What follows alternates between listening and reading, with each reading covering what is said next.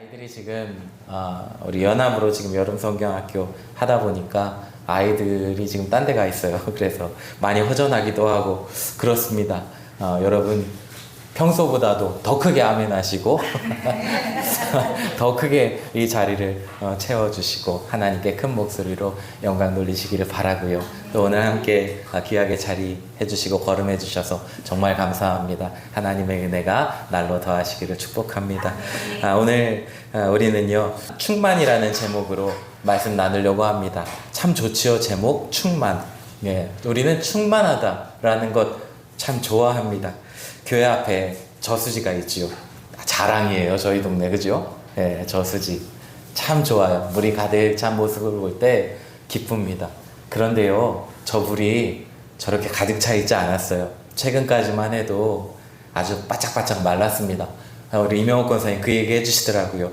묻이 드러났는데 땅이 보이는데 목사님 저기가 저 저수지 파기 전에 원래 높이에요 하고 알려주신 데가 있어요. 이렇게 둥그렇게 길이 나 있더라고요. 알고 봤더니 그게 예전 저수지 그 높이였던 거지요. 그 밑에까지도 그냥 물이 마른 거예요. 얼마나 그냥 가물었던지요. 물이 그렇게 말랐어요. 그런데 그 마른 물을 보는데요 제 마음도 별로 좋지 않아요. 제 마음도 참 좋지 않고 야, 저 물이 저렇게 말라서 어떡하나 하는 안타까운 마음이 들었습니다. 그런데 며칠 비가 퍼붓고 나니까요 언제 그랬냐는 듯이 가득 찼어요. 가득 찼어요. 이제는 그 저수지도 가득 차고 그 흙탕물도 다 흘러내려가고요. 가득 찬 물, 깨끗한 저수지 물을 보면서 참 좋다 좋다 하는 마음이 듭니다. 제 것도 아닌데 그죠? 그냥 지나다니면서 보는 저수지인데 그 충만함을 보니까 기쁘더라 말이죠. 하나님이 이 세상을 지으셨어요. 하나님이 지으신 모든 것을 충만하게 하셨어요. 그 어느 것 하나도 모자람이 없습니다. 그래서 하나님이 하신 말씀이 뭐냐면 지으신 모든 것을 보시니 보시기에 심히 좋았더라 그랬습니다. 어느 것 하나 부족함이 없어요. 여러분 가끔 주일에요 저희 교회 작은 교회잖아요. 이거 다 앉아봐야 꽉 앉으면 30명입니다. 보조의자 앉아놓으면 한 40명 앉을까요? 그런데요 나오시다가 안 나오시면 그 자리가 너무 도드라져 보여요. 작은 교회다 보니까 약간의 부담감을 제가 이 시간에 드립니다. 예. 충만한 자리가 빠져버리면요 어색하더라고요. 하나님은요 모든 것을 가득 채우셨어요. 모자람이 없게 하셨어요. 빈자리가 없게 하셨어요. 그리고는요 보시기에 심히 좋다. 그 충만함을 그렇게 이야기하신 거죠. 너무 좋다. 하나님 그렇게 말씀하신 거예요. 우리에게 주시는 충만은 하나님이 그렇게 좋아하셨던 것처럼 우리에게도 기쁨을 줍니다. 요한복음 4장에 등장하는 사마리아 여인은 충만을 잃어버린 사람이었어요. 요한복음 4장 16절에서 18절에 이르시되 가서 내 남편을 불러오라. 여자가 대답하여 이르되 나는 남편이 없나이다. 예수께서 이르시되 네가 남편이 없다 하는 말이 옳도다. 너에게 남편 5이 있었으나 지금 있는 자도 내 남편이 아니니 내 말이 참되도다. 이게 무슨 말이에요? 그 여인을 거쳐간 남편들이 남자들이 너무 많았다는 거예요. 이 여인의 마음은 채워지지가 않습니다. 남편이 계속 바뀌었지만 그 마음은 늘 메말라 있었다는 거예요. 이 남편도 아니구나, 저 남편도 아니구나. 모르지요. 사별했을지도 어떠한 문제가 있을지도 그건 잘 모르지요. 그러나 그 여인에게는 여섯 남편이 있었음에도 지나갔음에도 채워지지 않았다는 거예요. 메말랐다는 거예요. 예수님은 이 여인의 문제가 정확히 어디에 있는지를 그에게 질문하심으로 찝어주셨어요. 너에게 지금 이런 문제가 있구나, 메마름이 있구나 라는 것입니다. 이 여인이 추구하던 것, 그 인생에 채워왔던 것들이, 쌓아왔던 것들이 충만을 이루는 것이 아니었다는 거예요. 거기에 답이 없었어요. 그래서 예수님이 이 여인에게 질문하시고 그리고 말씀해 주세요. 요한복음 7장 37절에서 39절, 명절 끝날 곧 큰 날에 예수께서 서서 외쳐 이르시되 누구든지 목마르거든 내게로 와서 마시라. 나를 믿는 자는 성경에 이른과 같이 그 배에서 생수의 강물이 흘러나리라 하시니 이는 그를 믿는 자들이 받을 성령을 가리켜 말씀하신 것이라. 세상 속에서요, 이 여인이 채우고자 했던 그 모든 것들이요, 다시 목마르게 할 터진 웅덩이였다. 터져버린 웅덩이에 채우며 충만하기를 원했다라는 것을 예수님은 그에게 깨닫게 해주신 거예요. 예수님은요, 그를 믿는 자들이 성령으로 참된 충만함을 누릴 것임을 가르쳐 주셨어요. 사마리아 여인으로 하여금 깨닫고 충만케 하신 예수님은요, 오늘 예배하는 우리에게도 하나님의 말씀 안에서 성령이 깨닫게 하심으로 인하여 그 충만함을 누리라고 오늘 우리에게도 말씀하시는 줄로 믿습니다. 오늘 성경 본문 우리가 함께 읽었잖아요. 에베소서 말씀을 읽었는데요, 이 본문의 말씀은요, 사도 바울, 하나님의 주의 제자인 이 사도 바울이 에베소 교회 성도들에게 권면한 말씀이에요. 편지의 글이에요. 그가 가장 먼저 전하는 것, 그 문을 여는 오늘 본문의 그의 모습은 무엇인가 하니까 간구하는 거였어요. 하나님께 간구했어요. 곧 기도하는 게 있었어요. 사도 바울이 에베소 교회 성도들을 생각하면서 오늘 본문 말씀을 우리에게 주시는 하나님이 여러분을 생각하시면서 주시는 말씀이 있는데, 기도하는 것이 있는데, 이 사도 바울이요, 기도를 하는데, 간구를 하는데, 그가 간구하는 하나님이 어떤 분이신가를 먼저 우리에게 소개하고 있어요. 하나님이 어떤 분이시죠? 우리 하나님 아버지는 어떤 분이신가 하니 하늘과 땅에 있는 각 족속에게 이름을 주신 아버지 그랬어요. 우리에게 이름을 주셔요. 여러분 자녀에게 이름 보셨지요 다? 네. 우리 애들은 얘네 할아버지가 다 이름했어요. 뭐 그런 분도 있겠지만은 이름을 주셔요. 그 이름을 줄 때는 의미가 있잖아요. 너는 이렇게 좀 살았으면 좋겠다. 너는 저렇게 살았으면 좋겠다. 예전에 그 황수정 씨였나요? 뭐 예전에 잘 나가던 연예인들, 막 그런 연예인들이 있으면 그 해에 태어난 얘들은 다 수정이더라고요. 그죠? 반짝반짝 빛나는 그런 수정과 같은 그러한 삶을 살아가라라는 건지 너무 그 이름이 예쁘고 그렇잖아요. 이름을 지어주면서 의미를 부여해요. 너는 그렇게 살았으면 좋겠다라는 거죠. 예수님이요, 이 땅에 오셨을 때 베드로 만나셨어요. 베드로라는 사람. 이 베드로는요, 어부입니다. 물고기 낚는 사람이에요. 이 베드로가 살던 시대는, 그의 처지는 하루하루가 막막한 인생이었어요. 요즘은 바닷가 어민들, 부유한 분들 많잖아요. 저도 바닷가에 있는 교회에서 사역해 보았지만 생각보다 부유하세요. 생각만큼 부유하실까요? 네, 바닷가에 계시는 분들, 부유한 분들도 많아요. 그런데 베드로 시대의 어부는요, 그렇지 않았어요. 하루 벌어 하루 먹는데 물고기 많이 낚으면 그거 다 세금으로 떼어가고요, 조금 남은 거 그거 가지고 입에 풀칠하는 거예요. 그마저도 물고기가 잘 잡히지 않으면은요, 새끼 밥도 다 못 먹는 거예요. 그냥 그날의 하루가 암담한 것입니다. 베드로가 예수님 만나던 날 그물을 휙 던졌습니다. 한 마리도 안 잡혔어요. 평생 물고기, 이 그물로 물고기 잡는 사람인데 그날은요, 웬일인지 한 마리도 안 잡혀요. 이 베드로는 답답합니다. 참 속상해요. 그때 예수님이 그에게 찾아오세요. 그리고는 그를 제자 삼으시고 이 베드로를 이름하시는데 뭐라고 이름하시냐면 게바라 그랬어요. 게바. 이건 아람어이에요. 아람어로 게바. 요한복음 1장 42절.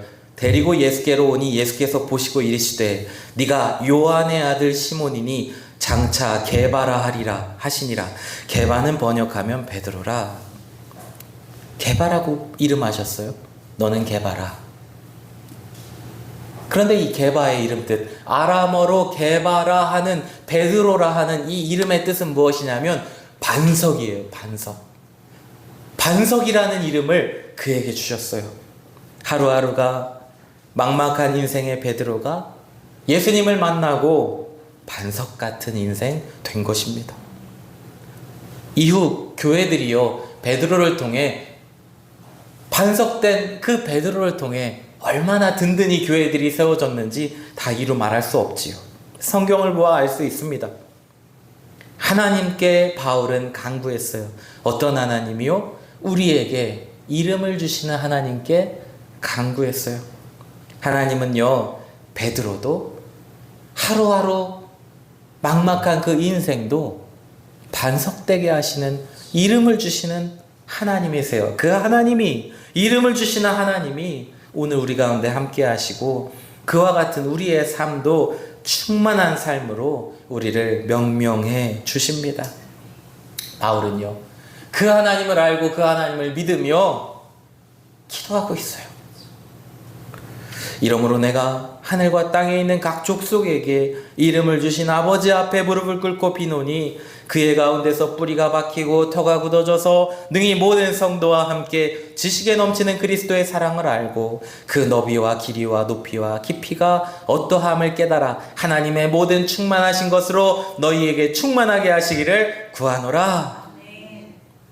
바울이 기도했다는 거예요. 자, 그럼 내 삶이 충만하게 되는 것, 기도했어요. 그러면 충만하게 되는 건 어떻게 가능한 건가요? 제가 교회에 있으면서 아주 많이 미안해하는 애들이 있는데요. 교회 화분입니다. 교회 화분. 얘네를 볼 때마다 되게 미안해요. 엄청 미안해요. 저는요, 그 어떤 식물도요, 제 손에 들어오면 죽어나가는 경우가 많습니다. 목사님, 이거는 별로 물 줄 것도 없고요, 햇빛 볼 것도 없고요, 이거는 그냥 알아서 잘 커요. 어려운 거 아닙니다. 주셔도요, 아니요, 예외가 있어요. 저를 만나면 많이 죽어요. 제가 이런 기르는 걸 잘 못해요. 식물 잘 못 길러요. 이 강단에 있는 화분들은요, 그렇게 생각하면 정말 대단한 나무들입니다. 이 해피트리는요, 여러분 아시겠지만 제 손을 닿았다가 죽었다 그랬어요, 사람들이. 이 잎이 다 떨어지고요, 가지만 앙상하게 남아서 죽었네, 그러고 밖에 내놨어요. 수도가에 그냥 갖다 놨어요. 그런데 얘가요, 죽은 줄 알았는데 비 맞고 잎이 하나 나오더니 햇볕을 먹더니 이렇게 됐어요. 저한테 와서 다 죽었는데, 제가 관리했는데 죽었다 그랬어요. 관리 안 하고 수도관에 내놓기만 했는데 이렇게 살았어요. 여러분, 제 능력이 어떤지 아시죠? 그냥 가만히 뒀는데도 얘는 살았어요. 대단한 나무들이에요. 그런데요, 사실요, 화분에 심긴 나무들은 잘 자라기가 어렵지요. 크게 자라기가 어렵지요. 그 화분만큼만 자라는 겁니다. 그 화분 이상 자랄 수가 없어요. 우린 다 알잖아요. 화분은요, 계속 물을 줘야 합니다. 뿌리를 깊이 넓게 내릴 수가 없어요. 큰 나무가 될 만큼의 영양분을 이 화분에서는 얻을 수가 없습니다. 제한이 있기 때문입니다. 나무는 좋은 땅에 뿌리를 깊이 내리고 양분을 충분히 얻을 때 잘 자랍니다. 여러분, 세상에 제일 잘 자라는 게 뭐지요? 농사 지으신 분들은 아실 거예요. 아까 이명옥 권사님 교회 오시자마자 그러던데, 제일 잘 자라는 게 뭐예요, 여러분? 풀. 정답이에요, 정답. 풀은요, 어쩜 그렇게 잘 자라요? 늘 그냥 풀과의 씨름을 하시잖아요. 밭에 가시면. 풀이 아니에요. 그거는 이노모 풀이지요. 뽑아도 어디서 그렇게 쑥쑥 자라는지 늘 풀과의 전쟁을 하세요. 근데 왜 그렇게 자라나요? 왜요? 좋은 땅에 뿌리 내렸잖아요. 저 넓은 대지에 뿌리 내리고 하나님이 내려주시는 비와 햇볕을 보며 살랑살랑이는 바람을 맞으며 그 넓은 대지로부터 뿌리를 내리고 양분을 쭉쭉 빨아먹잖아요. 좋은 땅에 뿌리를 내린 풀은요, 그 모양이 어떠하든 그 키가 어떠하든 잘 자라는 것입니다. 뿌리를 깊이 내렸잖아요. 뿌리를 잘 내리면요, 풀만 그런 거 아닙니다. 꽃도 나무도, 그 아름드리 나무가 높이 자랄 수 있는 것은 그만큼의 뿌리를 깊게 내리고 넓게 뻗쳐 땅으로부터 많은 양분을 먹기 때문 아니에요. 마태복음 6장 28절 또 30절에 예수님 이렇게 말씀하세요. 들에 백합화가 어떻게 자라는가 생각하여 보라. 수고도 아니하고 길쌈도 아니하느니라. 들의 백합화는요, 아무것도 안 한다는 거예요. 뭐 열심히 가서 일하고 오늘 얼마 벌었나? 들의 백합화는 그렇게 안 한다는 거예요.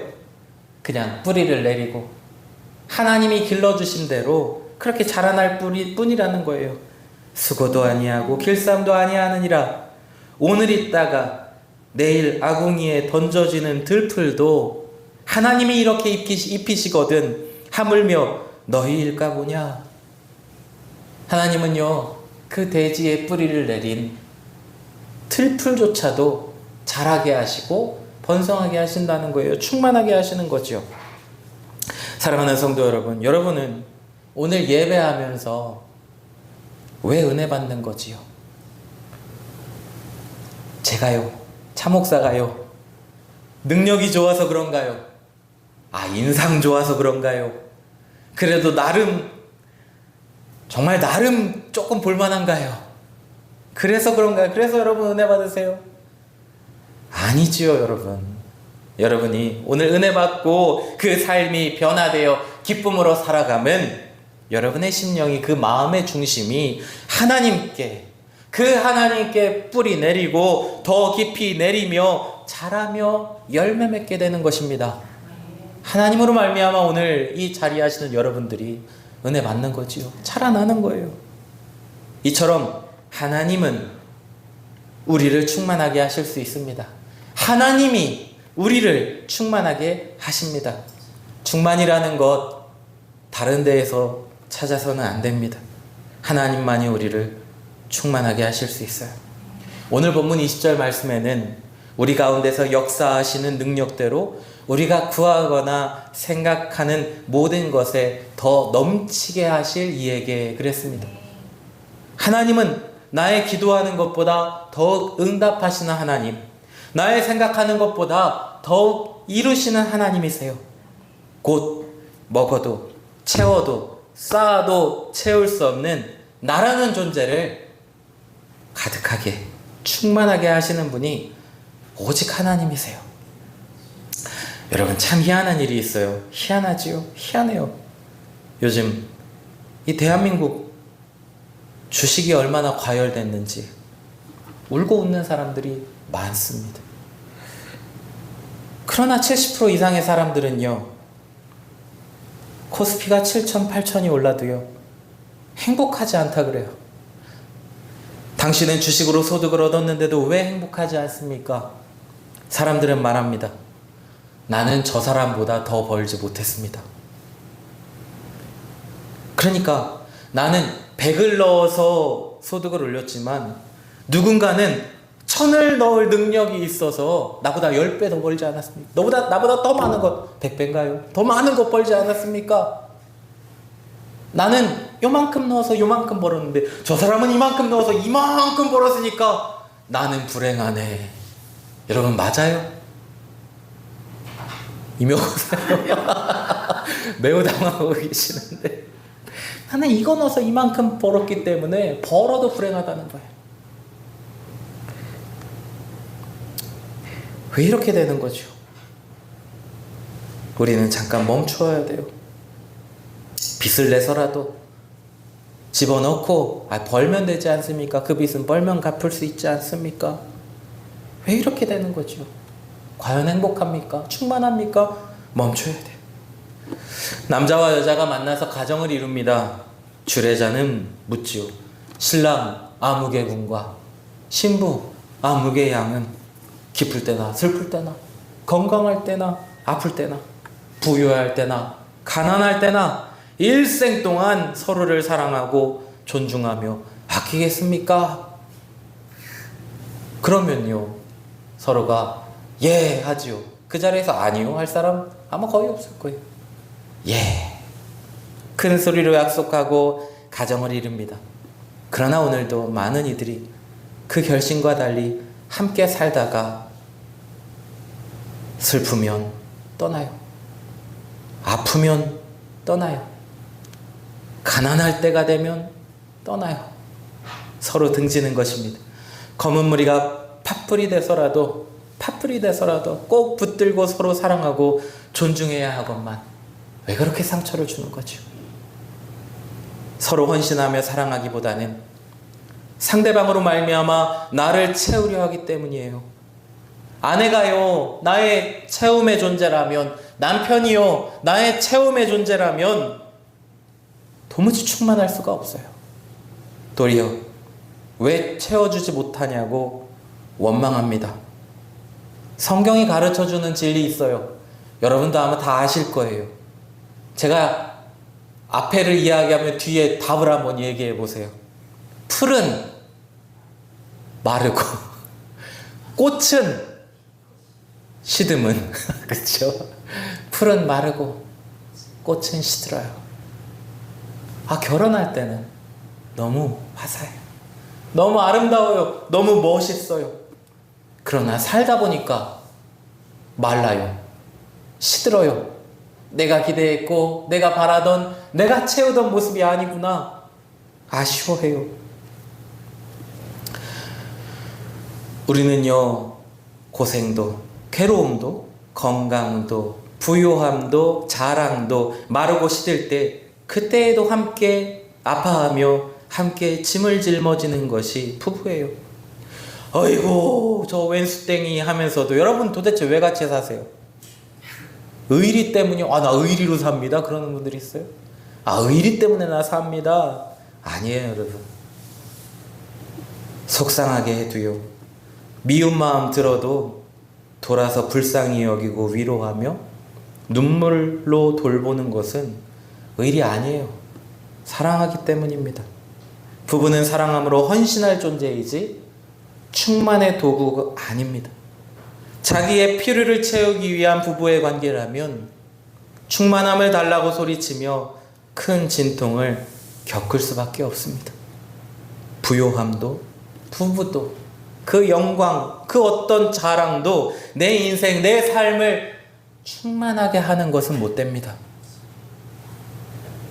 잠깐 배부를지 모르나 터진 웅덩이에요. 오늘 우리가 읽은 성경은 바울이 에베소 교회에 보낸 편지입니다. 그래서 이 성경 이름도 에베소서예요. 에베소 교회가 있었던 이 에베소라는 지역은 어땠냐면요, 에베소는 당시 거대한 항구 도시, 상업과 문화가 성행한 도시였습니다. 에베소는 아르테미스 신전이라는 큰 이 우상의 신전이 있었고요. 마술과 주술과 우상 숭배와 음란한 성적 문화가 도시 전체에 지배하고 있었어요. 그러니까 에베소는요, 세상 자랑이 풍성한 곳이라고 말할 수 있어요. 이를테면 이런 거죠. 누군가 충만하기를 원하는가? 누군가 즐거워하기를 원하는가? 누군가 신나기를 원하는가? 에베소로 가라. 아마 그렇게 얘기하겠죠, 사람들은. 거기에 모든 것이 다 있어요. 모든 기쁨과 즐거움과 충만함이 가득하다 사람들은 말하며 에베소로 달려갔을 거예요. 라스베가스는요, 반짝임이 가득합니다. 그곳 카지노에는 없는 게 있어요. 여러분, 뭐가 없을까요? 아이고, 예 사모님 오늘 정답 잘 맞추시네요. 카지노에는 시계가 없대요. 그런데 카지노에는 어둠도 없어요. 하늘을 덮은 이 건물, 하늘을 볼 수도 없어요. 아침 12시나 저녁 12시나 새벽이나 낮이나 저녁이나 카지노는 계속 밝아요. 시계도 없어요. 무슨 뜻이에요? 여기서 계속 즐기라는 것입니다. 여기서 인생의 모든 것들을 그 화려함과 향락 가운데 내어 던지라는 거예요. 여기서 즐기자. 여기서 충만하자. 화려해요. 돈 굴러가는 소리가 납니다. 사람들의 환호와 소리치는 그 소리가 들려요. 그러나 그 이면에 온갖 부패함과 더러움이 가득한 것, 망가짐이 가득한 거예요. 에베소는요, 화려했지만 그렇게 추악했고 더러웠습니다. 충만하라는 손길을 내밀지만 황량함으로 망가뜨리는 곳이 여러분 에베소였어요. 여기에 모든 충만이 있다 유혹하는 에베소에서 교회는 이러한 세상에 대하여 믿음을 지키고 정결한 자로 하나님 앞에 굳게 서기를 늘 힘썼습니다. 사도 바울도 기도하는 거예요. 그게 충만이 아니다. 거기에 충만이 있는 것이 아니다. 하나님께 뿌리를 깊이 내리고 하나님이 주시는 진정한 충만을 누리며 살아가는 성도들이 되라. 사도 바울은 그렇게 권면하고 있는 거예요.